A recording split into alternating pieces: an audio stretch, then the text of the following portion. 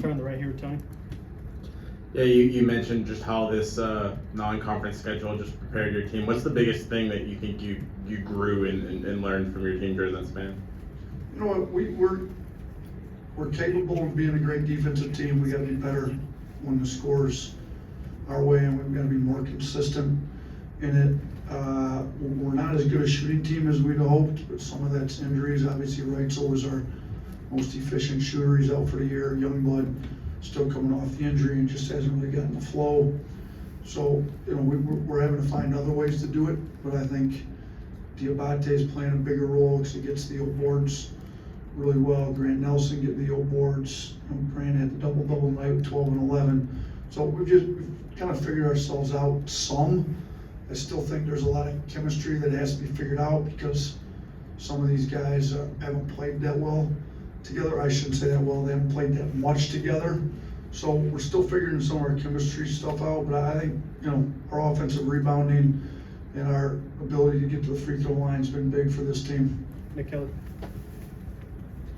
Yeah, Mark's 10 assists, we talked about it, but if he can, I think it's a career high for him. If he can keep doing that or something close to that or have that kind of role for this offense, how much is that going to help moving forward? I think it'll be good because we got some guys that need guys that generate offense for them a little bit. You know, they got to play off closeouts or play, you know, off catch and shoot. You know, hopefully him moving the ball like he did, maybe we can get some of the other shooters going. You know, whether it's Youngblood, Holloway, who's more than capable of knocking down shots. LeBaron was 2 of 5 tonight. So, you know, if we get Jaron going, you know, if Mark keeps moving it like that, you know, he's so aggressive downhill that you kind of have to help because it's hard for a lot of guys in this league to guard him one-on-one without fouling. So then bring the help in, and when he keeps moving the ball like he did tonight, I think it's going to make it a lot easier on some of our other guys to get some easy buckets. Charlie Potter. Yesterday, you talked about how defense was maybe the biggest room for improvement for you guys after non-conference play. Just how pleased were you with the effort tonight, especially against Spears in the first half? First 20 minutes, I was as good as we played. .76 against a team like Oklahoma, top 12 in the country. You know, I think it showed what we're capable of, but we've had this issue this year, and it's a little bit of human nature, but we got to fight it. The second half wasn't very good. You know, we were 1.28 the second half, so that, you know, we ended up at a 1.03 in the game, which isn't where we want to be. You know, we need to be down low 9s if we're trying to have a dominant defense. And so I thought it was great for 20 minutes and not very good at all for the last 20. Blake. Yeah, just how important was your team's length overall tonight on both ends of the floor, whether that be post-ups, offensive rebounds, just affecting people defensively?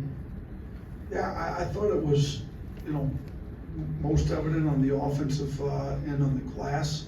I did think, you know, we forced them into some tough shots, you know, maybe challenging threes with our length, but because they were a team that had been shooting 37% from 3 and they only shot 26 tonight. So maybe our length bothered them from the 3-point line. They shot it pretty well from the field, but man, we gave up some just dumb, like just wide open layups, whether it's transition where we kind of gambled and went for a loose ball we didn't get off a turnover, or just our pick and roll coverage wasn't great.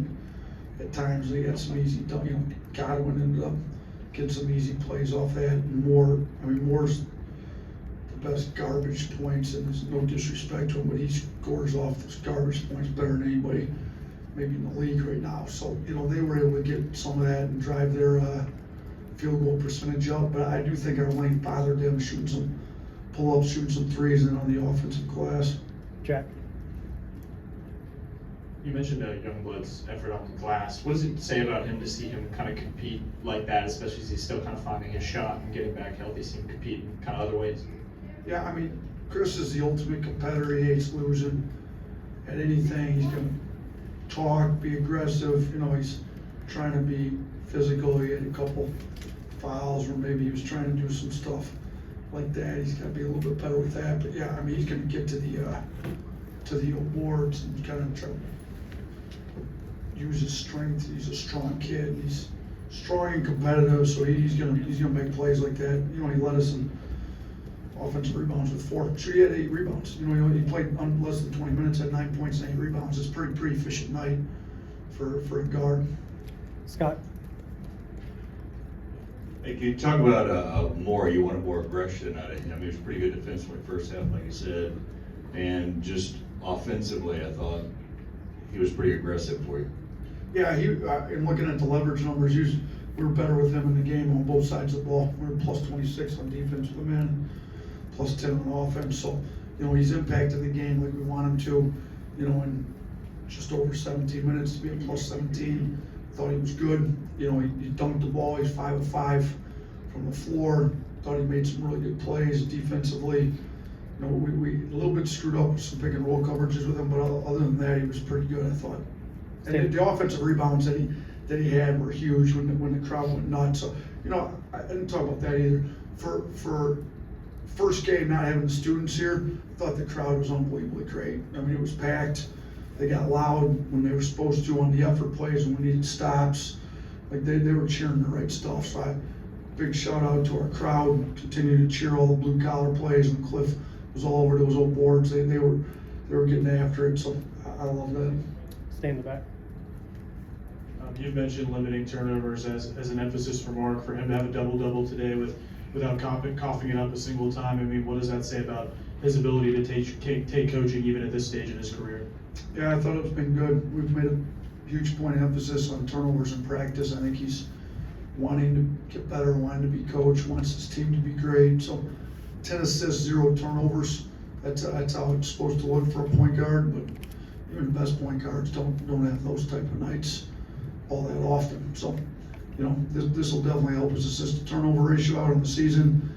You know, I thought he was making the right reads. When they collapse, he's spraying it, making early reads. So nobody's going to be 100% on their reads, but he was a lot closer to 100 today than he's been in some games earlier in the season. Chase?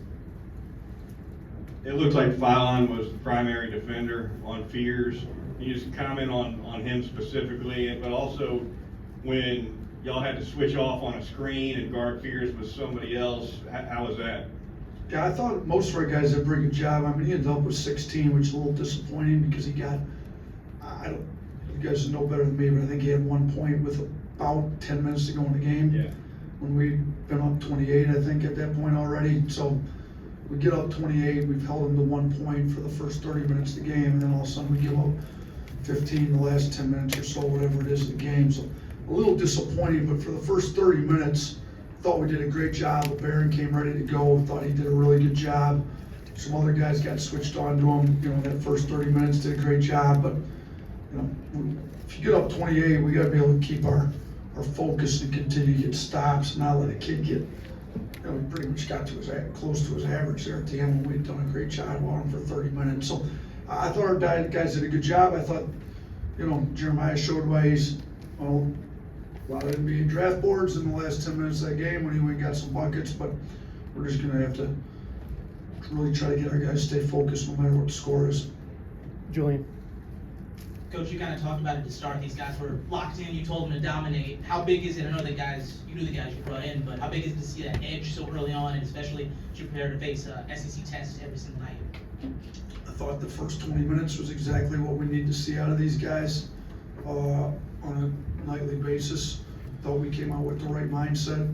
Thought our walkthrough was sharp. I thought, you know, our trainer told me that the guys were really locked in. As soon as they got here in the morning, it was a great, you know, day of prep. I thought it was good preparation coming in. We had some really good practices and kind of a week off. So it's what we need. Now, can we do it consistently? And honestly, can we do it for 40 minutes? We didn't do it for 40 tonight. We did it for maybe 20 or 30, if you want to call it. We got up 28 on them with, I think, 12 something to go in the second half is what they had. Like, you know, to be up 28 with 13 minutes to go in the half and then finish at 28. They played us even for the last 13 minutes, which is a little disappointing, but I think for the first, like I said, 27 minutes of that game, we had the edge we needed. 2 more, Drew. Coach, you've talked about the ball not sticking, 20 assists tonight, sharing the ball, and then talk about Cliff Amori and Youngblood starting to kind of fit in offensively and do a great job on the floor. I thought they were both really good tonight.